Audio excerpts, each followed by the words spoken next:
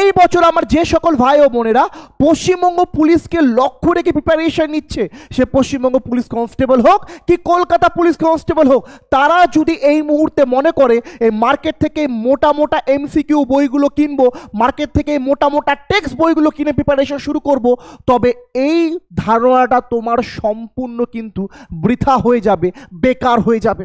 এই মুহূর্তে মোটা মোটা বই পড়ার সময় তোমাদের নেই। তোমাদের এই মুহূর্তে সেই পয়েন্টগুলোই দেখতে হবে, সেই পার্টগুলোই পড়তে হবে যেখান থেকে পিআরবি বোর্ড বারবার বারবার কনস্টেবল এক্সামে প্রশ্ন তুলে ধরে। আর আজকে জিকের যে অধ্যায়টি আমরা আলোচনা করতে চলেছি, মগধে মৌর্য বংশ তার বর্ণনা, এই মৌর্য বংশ থেকে একাধিকবার কিন্তু পশ্চিমবঙ্গ পুলিশ কনস্টেবল এক্সামে প্রশ্ন উঠে এসেছে। তাই তোমার যদি লক্ষ্য হয়ে থাকে প্রিয় ভাই ও বোন, তোমাকে বলছি পশ্চিমবঙ্গের 23টা জেলার যে জেলা থেকে তুমি আজ আমার ভিডিও দেখছো, লক্ষ্য আছে তো তোমার পুলিশের চাকরি এবছরে হাতের মুঠোয় চাই তো, তবে তোমাকে কিন্তু এই ক্লাসটা সম্পূর্ণভাবে করতে হবে। সম্পূর্ণ ফ্রি ক্লাস রয়েছে এবং যে নোটটি থেকে পড়ানো হবে সেই নোটটিও তোমাদের সম্পূর্ণ ফ্রিতে দিয়ে দেওয়া হবে। চলো আজকের ক্লাস তবে শুরু করা যাক। আজকের ক্লাসটি শুরু করার আগে আমি তোমাদের ক্লিয়ারভাবে জানিয়ে দিতে চাই যে এই যে টোটালি মগধ সাম্রাজ্য ছিল, এই মগধ সাম্রাজ্যে টোটাল 4টি বংশ কিন্তু রাজত্ব করেছিল। এর মধ্যে প্রথম বংশ ছিল হর্ষঙ্ক বংশ, খুব ইম্পর্টেন্ট। নেক্সট নাগ বংশ বা শিশুনাগ বংশ দ্বিতীয় রাজত্ব করেছিল। তৃতীয়তে রাজত্ব করেছিল নন্দ বংশ এবং চতুর্থতে রাজত্ব করেছিল মগধের সব থেকে বেশি শক্তিশালী রাজবংশ মৌর্য রাজবংশ। এবং এই যে 4টি রাজবংশ আছে, এই 4টি রাজবংশ কিন্তু ধাপে ধাপে ধাপে ধাপে মগধের আয়তন বৃদ্ধি করতে থাকে। আমি যদি তোমাদেরকে ছবির দ্বারা বুঝাই, একটু দেখে নাও ছবিটা, ঠিক আছে? মগধ প্রথম যখন হর্ষঙ্ক বংশের হাতে আসে তখন মগধের আয়তন কিন্তু খুবই সামান্য ছিল। পরবর্তীতে হর্ষঙ্ক বংশের কাছ থেকে শিশুনাগ বংশের কাছে আসলে মগধের আন্ডারে কিন্তু অবন্তীও চলে আসে, আর এই অবন্তী আসার ফলে মগধ আয়তনে যথেষ্ট বৃদ্ধি পায়। পরবর্তীতে নন্দ বংশের রাজত্বকাল যদি আমরা দেখি, যেখানে নন্দ বংশের রাজত্বকালে মগধ ভারতের সব থেকে শক্তিশালী শক্তিতে পরিণত হয়েছিল এবং মগধের অন্তিম শক্তিশালী রাজত্ব যদি আমরা মৌর্য বংশের কথা বলি, সেখানে কিন্তু মগধ ভারতের প্রায় 1/3 অধিকার করে ফেলেছিল। এবং এখান থেকে কিন্তু আমরা আইডিয়া করতে পারি এই যে মগধ, এটা কেবলমাত্র ভারতের না, বিশ্বের শক্তিশালী অঞ্চলগুলোর মধ্যে একটা হয়ে উঠেছিল। মগধের প্রথম যদি রাজাদের কথা বলতে চাই, তবে আমাকে কিন্তু চন্দ্রগুপ্ত মৌর্যের কথা তোমার সামনে উল্লেখ করতে হবে। চন্দ্রগুপ্ত মৌর্য থেকে পরীক্ষায় কেবলমাত্র 8টি পয়েন্টই বারবার উঠে এসেছে। কোন 8টি পয়েন্ট দাদা? তোমার সামনে এই যে 4টি এবং পরবর্তী পেজে পরবর্তী 4টি পয়েন্ট আমরা তুলে ধরেছি। এই 4টি করে 8টি পয়েন্টই একমাত্র পয়েন্ট যেখান থেকে পিআরবি বোর্ড একাধিকবার চন্দ্রগুপ্ত থেকে প্রশ্ন তোমাদের পরীক্ষায় উঠিয়ে রাখে। পাস করার ইচ্ছা আছে না? পয়েন্ট বাই পয়েন্ট আলোচনা করে দিচ্ছি, ক্লাসে মুখস্থ হয়ে যাবে। ভালোভাবে মন দিয়ে ক্লাসটা দেখো। আর এই বছরই একটা খাকি নিজের হাতের মুঠোয় করতে হবে, এই জেদটা কিন্তু মনের মধ্যে রাখবে। চলো প্রথম পয়েন্ট কি বলেছে, মুদ্রাক্ষস এবং বিষ্ণু পুরাণ উভয় গ্রন্থ থেকে জানা যায় চন্দ্রগুপ্ত ছিল মুরার সন্তান। ক্লিয়ার হয়েছে তো? মুদ্রাক্ষস এবং তার সঙ্গে বিষ্ণু পুরাণ উভয় গ্রন্থে বলা হয়েছে চন্দ্রগুপ্ত কার সন্তান ছিল? অ্যান্সার করতে হবে মুরার সন্তান। মুরা ছিল চন্দ্রগুপ্তের মা এবং তার মায়ের নাম অনুসরণ করে তিনি কিন্তু মৌর্য বংশ নামকরণ করেছিলেন। বুঝতে পারলে কি কি প্রশ্ন পরীক্ষা আসতে পারে? প্রথম 2টি প্রশ্ন ঠান্ডা মাথায় শুনবে। কোন কোন গ্রন্থ থেকে চন্দ্রগুপ্তের মায়ের নাম জানা যায়? অ্যান্সার করতে হবে মুদ্রাক্ষস এবং বিষ্ণু পুরাণ। ভেরি ভেরি ইম্পর্টেন্ট প্রিয় ভাই বোন আমার, VVVI very very very important. Pass করার ইচ্ছা থাকলে এগুলো পয়েন্ট এখনই মুখস্থ করো এখানে ক্লাসের মধ্যে।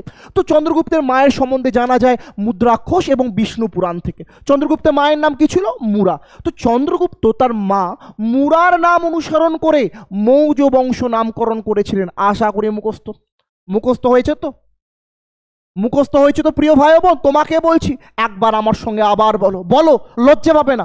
চন্দ্রগুপ্তের মায়ের নাম কি ছিল? মুরা। এই মুরার সম্বন্ধে আমরা কোন কোন গ্রন্থ থেকে জানতে পাই? দুটো গ্রন্থ, মুদ্রাক্ষস, বিষ্ণু পুরাণ। ক্লিয়ার? এবং চন্দ্রগুপ্তর মা এই মুরার নামের উপর ভিত্তি করে আমরা মৌর্য নামটা পেয়েছি। ক্লিয়ার হয়েছে? আশা করি ফার্স্ট পয়েন্ট তোমাদের একেবারে ক্লিয়ার। চলো সেকেন্ড পয়েন্ট একবারে দেখিনি। আলেকজান্ডারকে মগধ আক্রমণের পরামর্শ দিয়েছিলেন চন্দ্রগুপ্ত মৌর্য। যখন আলেকজান্ডার ভারত আক্রমণের পরিকল্পনা করছিলেন, সেই সময় মগধের ধননন্দকে উচ্ছেদ করার জন্য চাণক্যের পরামর্শে কিন্তু এই আলেকজান্ডারকে চন্দ্রগুপ্ত মৌর্যই কিন্তু পরামর্শ দিয়েছিলেন যে চলো মগধটা আক্রমণ করি। কিন্তু আলেকজান্ডার চন্দ্রগুপ্তের পরামর্শে রাজি হয়নি। এমনকি কথিত আছে আলেকজান্ডার চন্দ্রগুপ্তকে হত্যার আদেশও দিয়েছিল এবং সেখান থেকে চন্দ্রগুপ্ত পালাতে বাধ্য হয়েছিল। এগুলো কথিত আছে, এগুলো নিয়ে তোমাকে চিন্তা করে লাভ নেই। তো পয়েন্ট বাই পয়েন্ট মুখস্থ করতে হবে। প্রথম পয়েন্টও ক্লিয়ার, দ্বিতীয় পয়েন্টও ক্লিয়ার। তৃতীয় পয়েন্ট কি বলেছে?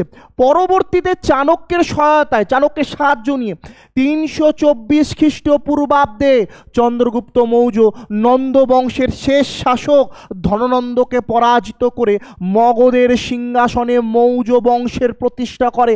Very very important point, VVVI, very very very important point. কোথায় ইম্পর্টেন্ট দাদা?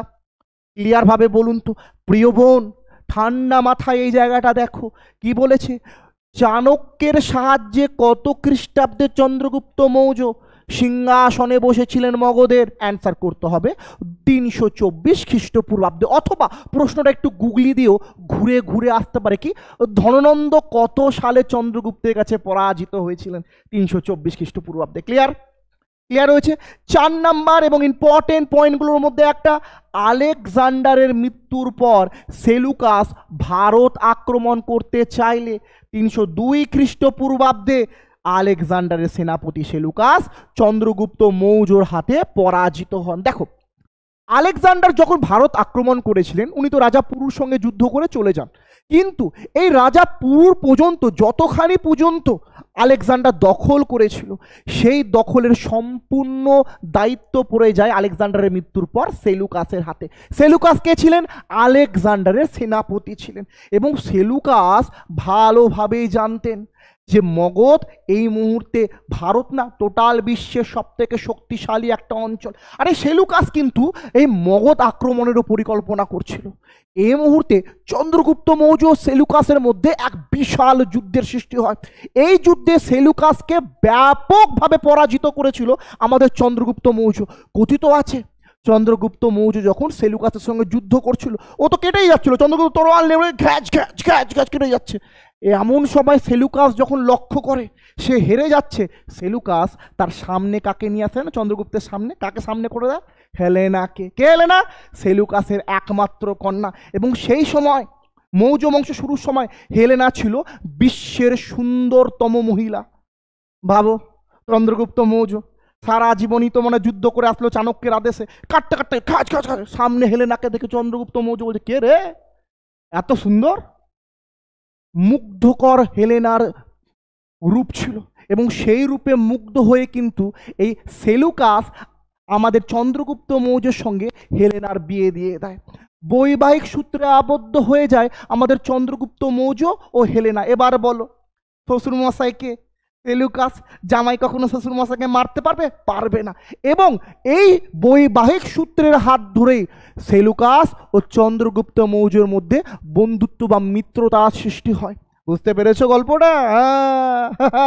তো এইবার গল্প কি আছে, চন্দ্রগুপ্তর কাছে পরাজিত হয়ে সেলুকাস তার কন্যাকে হেলেনাকে চন্দ্রগুপ্ত মৌর্যের সঙ্গে বিবাহ স্থাপন করে দেয়। দেখো, সেলুকাস যুদ্ধে হেরে গিয়েই কিন্তু হেলেনার সঙ্গে চন্দ্রগুপ্ত মৌর্যের বিয়ে দিয়েছিলেন। এবার পিতা, একজন বাবা, তার তো চিন্তা থাকবে আমার মেয়েকে এরা ভালোভাবে রাখবে কি রাখবে না। বাপরে বাপ, চন্দ্রগুপ্ত মৌর্য ওই চাণক্যেরই কথা শুনে সব সময় চাণক্যের কথা, বইয়ের কথা কি শুনবে? বইয়ের কথা শুনবে না। তাই কি করে, ঠিকঠাক যাতে চন্দ্রগুপ্ত মৌর্য হেলেনার সঙ্গে ব্যবহার করছে কি করছে না, হেলেনা কেমন আছে, এই বিষয়ে যাতে যথাযথ খবর তার কাছে আসতে থাকে, এই জন্য কিন্তু সেলুকাস সে সময় গ্রিক দূত মেগাস্থিনিসকে ভারতে পাঠিয়ে দেয়। গল্প ছিল দূত রূপে পাঠায়, কিন্তু সেলুকাসের একটাই খবর জানার ছিল, মেয়ে হেলেনা কেমন আছে। বুঝতে পারছো? এই মেগাস্থিনিস রচিত গ্রন্থটির নামই ইন্ডিকা, যেখান থেকে ভারতে মৌর্য বংশের ব্যাপারে একাধিক তথ্য আমরা পেয়ে থাকি। ক্লিয়ার? চলো নেক্সট পয়েন্ট দেখি। প্রাচীন গ্রিক ঐতিহাসিকরা চন্দ্রগুপ্ত মৌর্য বা চন্দ্রগুপ্তকে সান্ড্রোকোটাস নামেও কিন্তু অবিবাহিত করতেন। কি নামে অবিবাহিত করতেন? সান্ড্রোকোটাস। ঠিক আছে, ইম্পর্টেন্ট না, মাথায় রাখবে। গ্রিক, এক্স্যাক্টলি গ্রিকরা, ঐতিহাসিক ব্যাখ্যা করাই আছে, গ্রিক ঐতিহাসিকরা। পরীক্ষায় যদি প্রশ্ন আসে এটা এইভাবে আসে যে গ্রিক ঐতিহাসিকরা চন্দ্রগুপ্ত মৌর্যকে কি নামে অবিবাহিত করতেন? অ্যান্সার করতে হবে স্যান্ড্রোকোটাস। ক্লিয়ার হয়েছে? নেক্সট পয়েন্ট যদি দেখি, তিনি গোমতীশ্বরী মন্দিরটি নির্মাণ করেছিলেন। আর এই প্রশ্নটা কিন্তু পিএসসি এক্সামে আসা প্রশ্ন। তোমরা মনে করো না দাদা আমরা তো পুলিশের এক্সামে যাচ্ছি। হ্যাঁ, পিএসসি এক্সামে আসা প্রশ্ন আমাদের কি কাজে লাগবে? বোন আমার, ভাই আমার, পরীক্ষায় যে কোনো প্রশ্ন উঠে আসতে পারে। ইম্পর্টেন্ট প্রশ্ন, নিম্নলিখিত কোন মৌর্য বংশের শাসক গোমতীশ্বরী মন্দিরটি তৈরি করেছিলেন? অ্যান্সার করতে হবে চন্দ্রগুপ্ত মৌর্য। লাস্ট পয়েন্ট, চন্দ্রগুপ্ত মৌর্য থেকে যেগুলো পরীক্ষা আসে সেটি হলো চন্দ্রগুপ্ত মৌর্য তার শেষ জীবনে জৈন ধর্ম অবলম্বন করেছিলেন। ভদ্রবাহুর পৃষ্ঠপোষকতায়, খুব ইম্পর্টেন্ট, কার পৃষ্ঠপোষকতায় বা কার হাত ধরে চন্দ্রগুপ্ত মৌর্য জৈন ধর্মে গিয়েছিল? ভদ্রবাহু। বা পরীক্ষায় প্রশ্ন এভাবেও দিতে পারে, শেষ জীবনে চন্দ্রগুপ্ত মৌর্য কোন ধর্ম অবলম্বন করেছিলেন? অ্যান্সার করতে হবে জৈন ধর্ম। ক্লিয়ার? তো তোমাদের সামনে যে 8টা পয়েন্ট আমি মেনশন করলাম, প্রথমে 4টা এবং পরের 4টা আশা করি তোমার ক্লিয়ার। একবার রিপিট টেলিকাস্ট দিয়ে দেবো প্রিয় ভাই ও বোন। টার্গেট WBCS ছাত্রদের একটা পছন্দের জায়গা। কেন কেন তুমি এই ক্লাসটা এখন পর্যন্ত দেখছো? কারণ তুমি জানো দাদা এখান থেকে মুখস্থ করিয়ে তোমাকে বাইরে ছাড়বে। ক্লিয়ার? চলো আরেকবার দেখে নাও। প্রথম পয়েন্ট কি বলেছিল? মুদ্রাক্ষস এবং তার সঙ্গে বিষ্ণু পুরাণ। এই দুটি গ্রন্থের মাধ্যমে আমরা কার ব্যাপারে জানছিলাম? আমরা জানছিলাম মুরার ব্যাপারে। মুরা ছিল চন্দ্রগুপ্তের মা, যার নাম অনুসরণ করে আমরা মৌর্য বংশটি নামকরণ করেছি। ক্লিয়ার? মাথায় এসছে? 2 নম্বর পয়েন্ট ছিল এই আলেকজান্ডারকে কিন্তু মগধ আক্রমণের পরামর্শ দিয়েছিলেন আমাদের চন্দ্রগুপ্ত মৌর্য। ক্লিয়ার হয়েছে? 3 নম্বর পয়েন্ট কি বলেছে? পরবর্তীতে চন্দ্রগুপ্ত চাণক্যের সাহায্যে, সালটা মাথায় রাখবা, 324 খ্রিস্টপূর্বাব্দে ধননন্দকে পরাজিত করে মগধে মৌর্য বংশের পতাকা তুলে ধরেছিল। ক্লিয়ার? নেক্সট 4 নম্বর পয়েন্ট, আলেকজান্ডারের মৃত্যুর পর যখন আলেকজান্ডার ভারতের আশেপাশে যে জায়গাগুলো দখল করেছিল সে টোটালি দখল করার জায়গা কার আন্ডারে চলে আসে? সেলুকাস। সেলুকাস ছিলেন আলেকজান্ডারের মানে কি বলবো প্রধান সেনাপতিদের মধ্যে একজন। এই সেলুকাস কিন্তু মগধ আক্রমণ করতে চাইলে 302 খ্রিস্টপূর্বাব্দে আমাদের চন্দ্রগুপ্ত মৌর্য ও সেলুকাসের মধ্যে এক বিশাল যুদ্ধ হয়। এই যুদ্ধে সেলুকাস পরাজিত হয়েছিল। কিন্তু সেলুকাস জানান তো চন্দ্রগুপ্তকে কোথায় আটকানো যাবে। মেয়ে হেলেনাকে সামনে রেখে চন্দ্রগুপ্ত মৌর্যের সঙ্গে বিবাহ বন্ধনে আবদ্ধ করে মিত্রতার সম্পর্ক স্থাপন করেছিল এই সেলুকাস। কি ভেবেছো? এবং তার সঙ্গে কিন্তু তিনি গ্রিক দূত মেগাস্থিনিসকেও ভারতে পাঠিয়েছিলেন। পরীক্ষায় প্রশ্ন আসে এখান থেকে যে কার রাজত্বকালে মেগাস্থিনিস ভারতে এসেছিলেন? মৌর্য বংশের শাসক চন্দ্রগুপ্তের রাজত্বকালে। গ্রিক দূত মেগাস্থিনিসকে কে ভারতে পাঠিয়েছিলেন? অ্যান্সার করতে হবে সেলুকাস। হেলেনা না, সেলুকাস। ক্লিয়ার? তো নেক্সট, আচ্ছা আরেকটা জিনিস, মেগাস্থিনিসের লেখা গ্রন্থের নাম ইন্ডিকা, মাথায় রাখবে। নেক্সট, গ্রিক ঐতিহাসিকরা এই চন্দ্রগুপ্ত মৌর্যকে কি বলে একটা অবিবাহিত করতো স্যান্ড্রোকোটাস। কি নামে? স্যান্ড্রোকোটাস। ক্লিয়ার হয়েছে? নেক্সট পয়েন্ট, একটা মন্দির তিনি স্থাপন করেছিল যে মন্দিরটা থেকে পরীক্ষায় প্রশ্ন আসতে দেখা গেছে, যেটি ছিল গোমতেশ্বরী মন্দির, পশ্চিম ভারতে রয়েছে। নেক্সট, চন্দ্রগুপ্ত মৌর্য তার শেষ জীবনে জৈন ধর্ম অবলম্বন করেছিল। কার হাত ধরে? ভদ্রবাহুর হাত ধরে জৈন ধর্ম তিনি গ্রহণ করেছিল। তো আশা করছি চন্দ্রগুপ্ত মৌর্য তোমাদের হাতের মুঠোয় চলে এসছে তো প্রিয় ভাই বোন, এসছে তো? যে পয়েন্টগুলো পড়াচ্ছি এখান থেকেই পরীক্ষায় প্রশ্ন আসবে।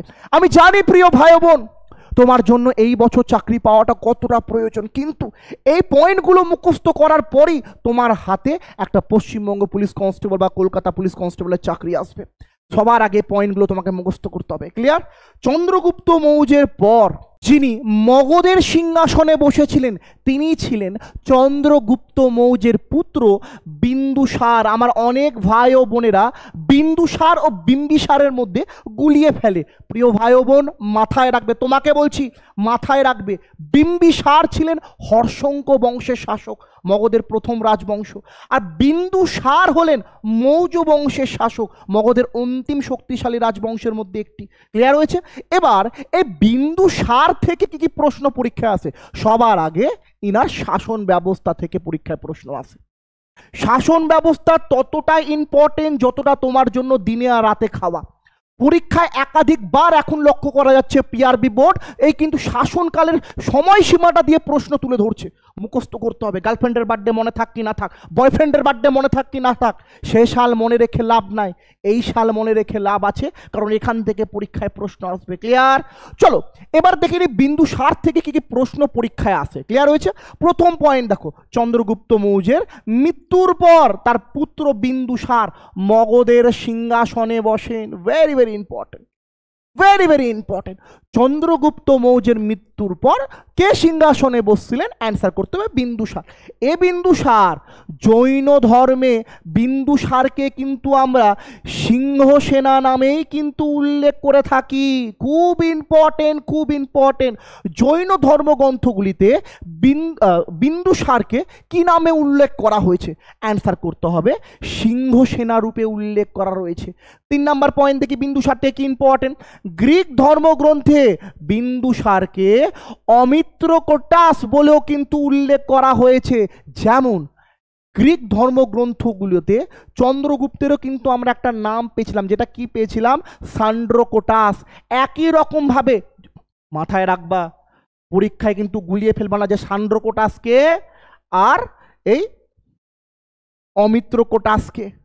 যদি বলে অমিত্রকোটাস আমি অ্যান্সার করব বিন্দুসার, যদি বলে সান্ড্রোকোটাস আমি অ্যান্সার করব চন্দ্রগুপ্ত মৌর্য। গুলাবে না, পরীক্ষা আসে, ইয়ার কি করছি না, পরীক্ষা আসে, WBCS এর মতো পরীক্ষায় আসে, কনস্টেবলের মতো এক্সামে আসে।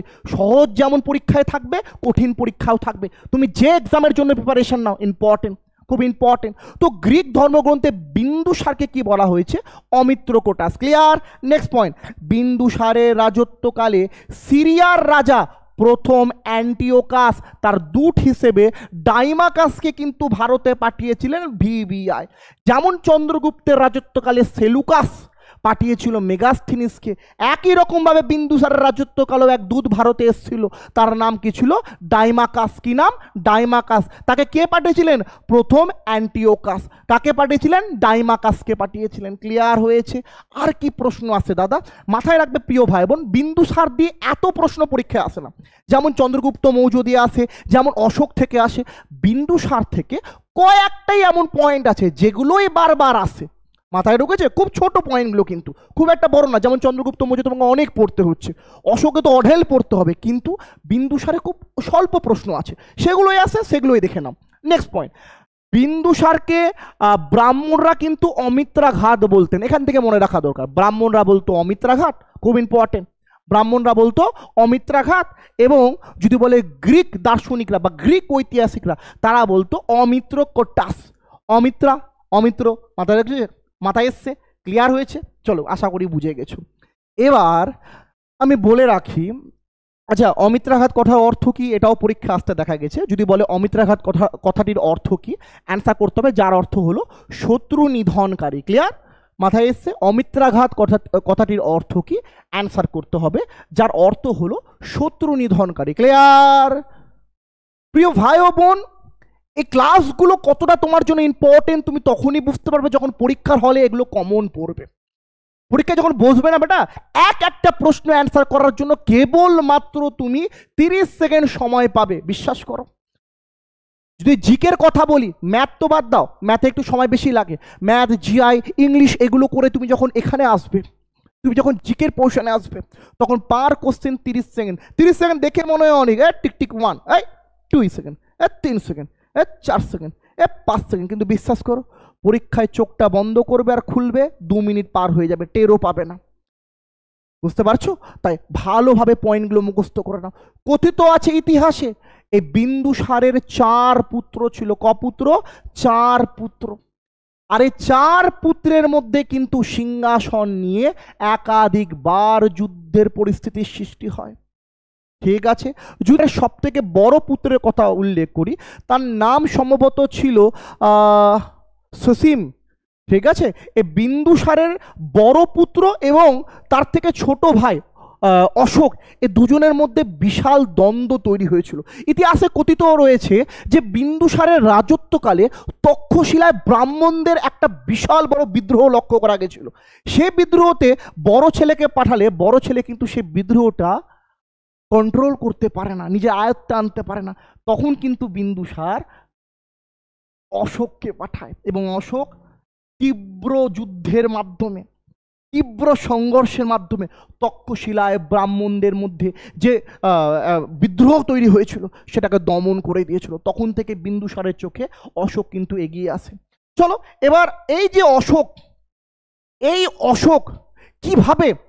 অশোক কিভাবে বিন্দুসারের সিংহাসনে বসে সেটা ইতিহাসের পাতায় রক্তাক্ষর অক্ষরে লেখা আছে। রক্তাক্ষর অক্ষরে দাদা, মানে রক্ত দিয়ে? হ্যাঁ, কেন দাদা? চন্দ্রগুপ্ত মৌর্যর রক্ত দিয়ে লেখা নাই, বিন্দুসারের রক্ত দিয়ে লেখা নাই, আপনি কেন বলছেন অশোকের লেখাটা রক্ত দিয়ে লেখা আছে? চলো এবার অশোক নিয়ে আলোচনা শুরু করি। ইতিহাস থেকে জানা গেছে অশোক ভীষণ ক্রুদ্ধ এবং তার সঙ্গে এক শক্তিশালী রাজা ছিল। মাথায় রাখবে, পিতা বিন্দুসারের মৃত্যুর সাথে সাথে অশোক কিন্তু সিংহাসনে বসে। বিন্দুসারের মৃত্যুর পর অশোক সিংহাসনে বসে তার ভ্রাতা সুসীমকে হত্যা করেছিল, এটা মাথায় রাখতে হবে তোমাকে। এবং ইতিহাসে অনেক ঐতিহাসিকরা উল্লেখ করেছে কেবলমাত্র নিজের ভাইদের না, অশোক তার কাকাতো, জ্যাঠাতো, মামাতো ভাই মিলে টোটালি 99 জন তার ভ্রাতাকে হত্যা করেছিলেন। ইতিহাসের পাতায় এমন খুব কম রাজা আছে যে সিংহাসনের লোভে তার সমস্ত ভাইদের কেটে ফেলে দেয়। এবং এই কারণে অশোকের অপর একটি নাম আমরা উঠে দেখে থাকি, যা হলো চণ্ডাশোক। ক্লিয়ার? মাথায় রাখবে প্রিয় ভাই ওমর, সম্রাট অশোকের শাসন কার্য চলেছিল 273 খ্রিস্টপূর্বাব্দ থেকে 232 খ্রিস্টপূর্বাব্দ। এই সময় অশোক কিন্তু সিংহাসনে বসে এবং সবার আগে সে তার বড় ভাই জ্যেষ্ঠ ভ্রাতা সুসীমকে হত্যা করে এবং তারপর 99 জন ভ্রাতাকে হত্যা করেছিলেন। আমি বলছি না, ঐতিহাসিকরা বলে। এবং এই কারণে অশোককে একটা নামে ডাকা হয়, যেটি হলো চণ্ডাশোক। ক্লিয়ার প্রিয় ভাই ও বোন? নেক্সট পয়েন্ট দেখে নাও। রাজতরঙ্গিনী অনুযায়ী সম্রাট অশোকের প্রিয় দেবতা ছিলেন শিব, VBI। তিনি শৈব ভক্ত ছিলেন প্রথম জীবনে। খুব ইম্পর্টেন্ট পয়েন্ট, পরীক্ষায় অনেকবার এসছে, কানটা খুলে শুনছো। এবছর খাকি পোশাক চাই তো? খাকি পোশাক চাই তো? তাহলে এগুলা মুখস্থ করতে হবে। ক্লিয়ার হয়েছে তো? মুখস্থ করো বোন আমার, মুখস্থ করো ভাই আমার। তুমি আজ যে বাড়ি থেকে আমার ভিডিও দেখো, উপরের টিন থাকুক কি উপরে ওই খের থাকুক, খের বুঝো তো, ধানের খের, বা উপরের টালি থাকুক তোমার বাড়ির উপরে, সেটা তখনই ছাদ হবে যখন তুমি নিজের পায়ে দাঁড়াবে। বাপ মায়ের মুখটার দিকে একবার তাকাও, তারা তো তোমার দিকে তাকিয়ে আছে। আর ভোটের আগেই কেবল রাজ্যে চাকরি হয়। 26-এ ভোট আছে, এবার চাকরিটা তোমার প্রয়োজন। ক্লিয়ার? এটাই প্রথম কথা, এটাই শেষ কথা। চলো নেক্সট পয়েন্ট দেখিনি। অশোকের শিলালিপি পাঠোদ্ধার করেন জেমস প্রিন্সিপ। সালটা ছিল 1837 খ্রিস্টপূর্বাব্দ। কতবার সে পিএসসি হোক কি ডব্লিউপি হোক কি ডব্লিউবিসিএস হোক, কত এক্সামে যে প্রশ্নটা এসছে তুমি কল্পনা করতে পারবে না। হয়তো 2025 সালে কনস্টেবল এক্সামেও এই প্রশ্নটা উঠে আসতে পারে। অশোক তার জীবনী ব্যাখ্যার জন্য একাধিক শিলালিপি কিন্তু উপস্থাপন করেছিল। এই শিলালিপিগুলো মূলত ব্রাহ্মী লিপিগুলো পর্যবেক্ষণ করেছিলেন কে? জেমস প্রিন্সিপ। সালটাও পরীক্ষায় চায় প্রিয় ভাই ও বোন আমার, সালটা মুখস্থ রাখবে, 1837 সালে। ক্লিয়ার? ঠিক। প্রথম জীবনে কিন্তু অশোক ভীষণ ক্রূর রাজা ছিলেন এবং তা সত্ত্বে তিনি যখন কলিঙ্গ যুদ্ধ করে না, অশোকের জীবনে এক বিশেষ প্রভাব কিন্তু এই কলিঙ্গ যুদ্ধ ফেলেছিল।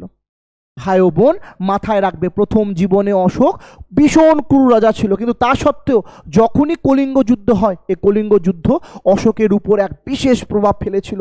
কলিঙ্গ যুদ্ধের সালটা ছিল 261 খ্রিস্টপূর্বাব্দ। VBI সালটা অনেকবার চাই, একবার দেখে নিও। এবার কলিঙ্গ যুদ্ধ কিভাবে প্রভাব ফেলেছিল ভাই ও বোন মাথায় রাখবে।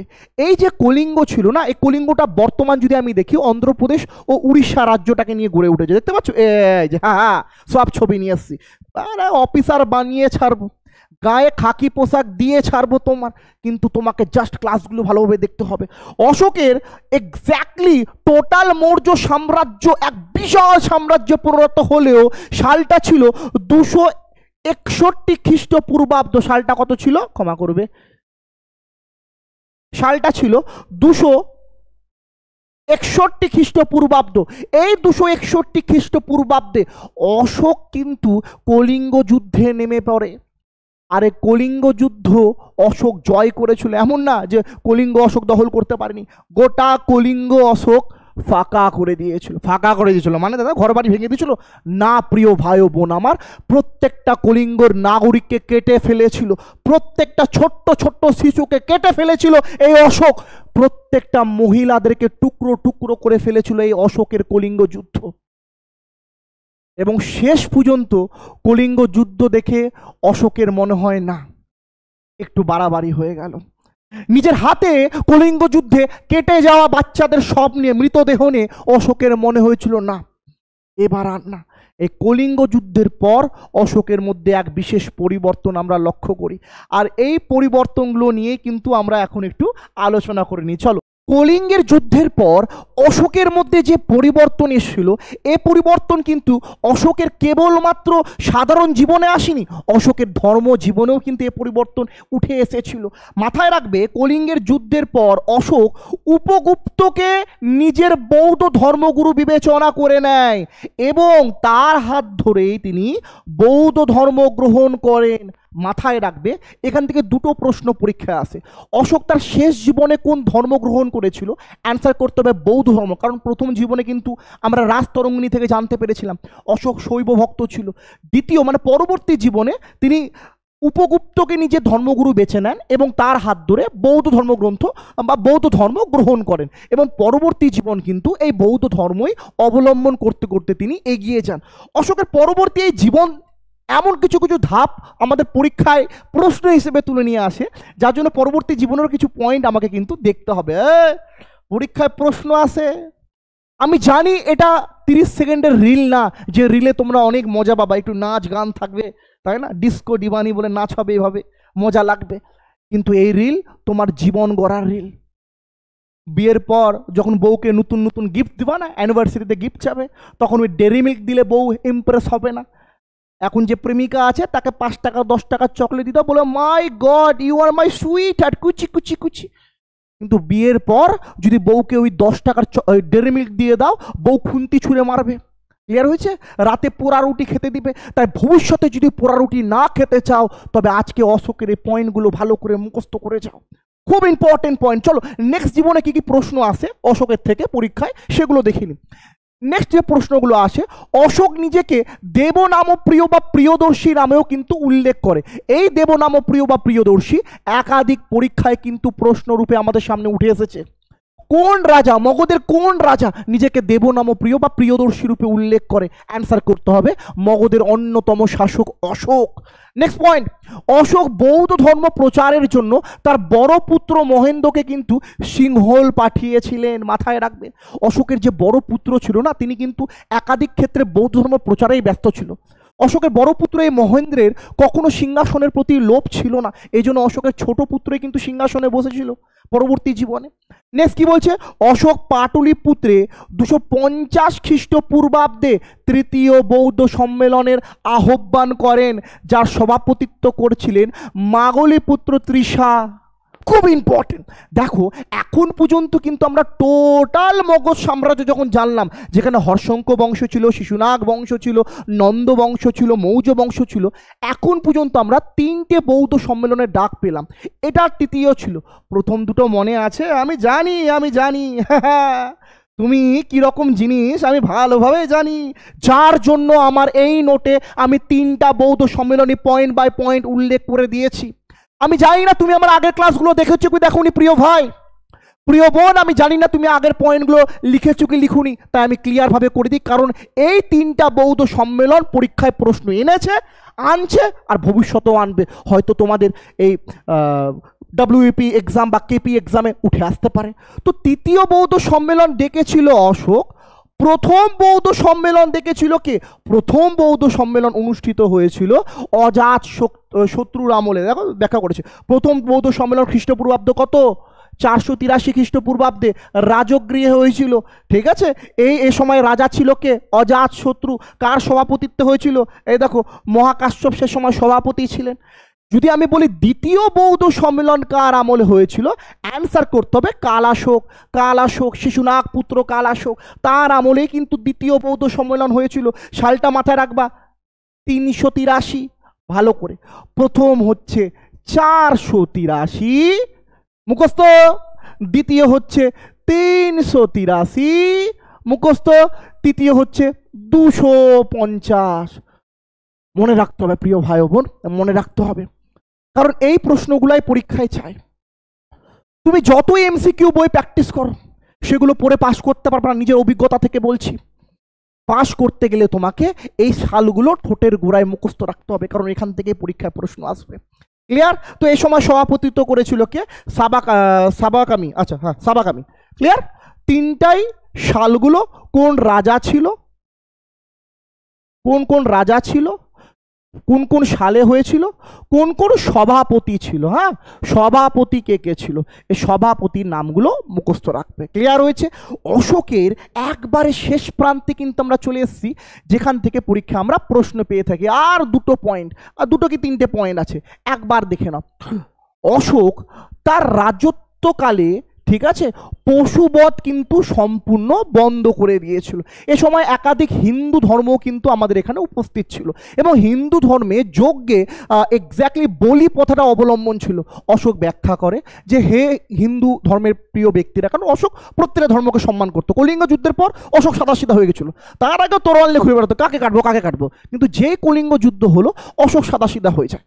অশোক প্রত্যেকটি হিন্দু ধর্মের ব্যক্তিদের কাছে অনুরোধ করে এ যজ্ঞে দয়া করে বলি হবে না, এবং যেহেতু রাজা, প্রত্যেক ধর্মগুরুরা তার কথা শুনে, এবং আমাদের দেশে কিন্তু সে সময় এই পশুবধ সম্পূর্ণরূপে বন্ধ হয়ে যায়। অশোকের মৃত্যুর পর তার কনিষ্ঠ পুত্র কুণাল সিংহাসনে বসে।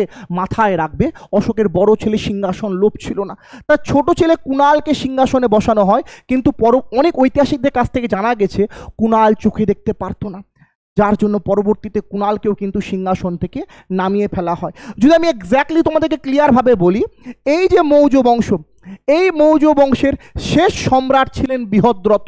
খুব ইম্পর্টেন্ট ভিভিআই, কারণ আমরা মৌর্য বংশের শেষ পয়েন্ট পড়ছি, আর এই পয়েন্টটা একাধিকবার পরীক্ষায় প্রশ্ন উঠিয়ে নিয়ে এসছে।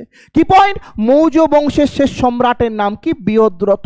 কথায় আছে নিজের সৈন্য পর্যবেক্ষণ করার সময়, এক মাঠ হয়, বিশাল মাঠে বিশাল সৈন্যরা থাকে, সে সৈন্য পর্যবেক্ষণ করার সময়